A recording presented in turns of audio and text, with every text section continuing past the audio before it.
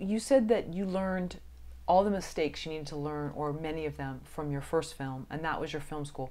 What were those mistakes?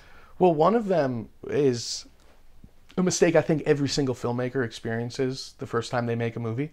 And that was, I wrote it and I shot it and I edited it, and I sure as hell wasn't going to cut that scene because I spent time doing it. Uh, the movie I did, My Pure Joy, the first movie I did, it was 120 minutes long. There were entire scenes that shouldn't have even been in the film. I could now go in, shave 40 minutes off that movie that didn't need to be there. They didn't advance the plot or whatever, but I fell in love with every second of it because I had spent time making it, and I was like, it's brilliant because I made it and it's my first film. And looking back, it's like, well, no, there's scenes where it has nothing to do with the movie. I should have cut that entirely. Um, and there's so much redundancies in the dialogue that, people go in circles, stuff like that. I think it's really important to learn from those mistakes and realize that everything you do isn't the best. And when you sit down and show what you've done to a bunch of friends who have no stake in it, and you say, so what would you change? And they tell you, well, I'd cut these scenes. You can't just be like, well, I'm keeping them anyway.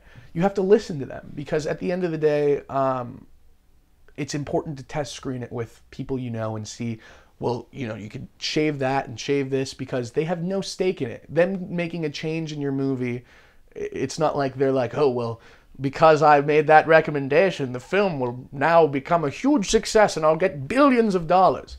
No, or they're like, oh, yes, I want to see him fail. Mwahaha. No, they actually genuinely want to help. So show it to your friends and family. It's better if they don't know a lot about movies, because you want to see how they react just watching it.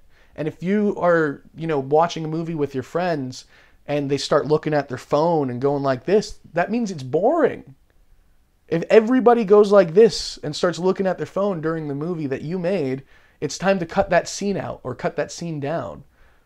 And it's important. And if you think that it really advances the plot, make sure that if you pull that scene out and then show it again, do people still know what's going on? Because if they do, it doesn't really advance the plot. I think that's an important thing to do. Another important thing that I learned is the importance of lighting. A well-lit movie is key. You have to make the movie well lit, because if it's not well lit, that's one of the first signs of a movie being made by amateurs. And before, I was just like, well, I'll just throw a light there and I'll throw a light there and it'll be great.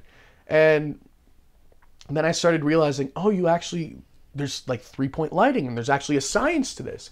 And so I started shadowing much more talented DPs than myself when they were working with me, and watching what they did. And so that now when I see something and how it's lit, when I'm looking at the monitor and I don't even have, peaking on or anything like that, I look at the monitor and it just glows in a way where I'm like, yep, that's perfectly lit. Let's keep going. Because you can tell once you're used to the way it's supposed to look, you can tell it's like the rapture happens. It's like, oh, you're like, okay, it's lit, let's go. And so it's important to do that. And it's important to know that if it's not, you could be like, do-si-do that light in here and put that over there, and maybe shift that and throw another Kino over here, and we'll be good. Because at the end of the day, you also need to know how to do that. And when you start working with, name actors, you really need to know a lot about your lighting, and you need your DP to know a lot about your lighting, because a lot of the names you could get on lower budgets are a bit older, and you need to know how to light actors that aren't teenagers and still make them look good. And it's important to know how to do that. The other thing I learned is you can't just throw a boom up in the air and record sound. You have to have lavs and stuff. Sound is actually the number one thing that somebody will look at and be like, nah, I don't like this movie. Because if it sounds like crap, they're like, well, if they didn't take the time to make it sound good, it's not good. So at the end of the day, distributors always complain about sound. It's the first thing they complain about. They go, sound, is it well lit, blah, blah, blah. The first thing they actually really ask is who's in it. But if you have a well-lit movie with good sound and a good story, you can get away with not having a lot of people in it. So make sure you hone those. And, there's also great things on YouTube, like, you know, Video Copilot and all these different YouTube channels where you can watch how to do little things. I spend a lot of time just sitting there and learning these things because why not?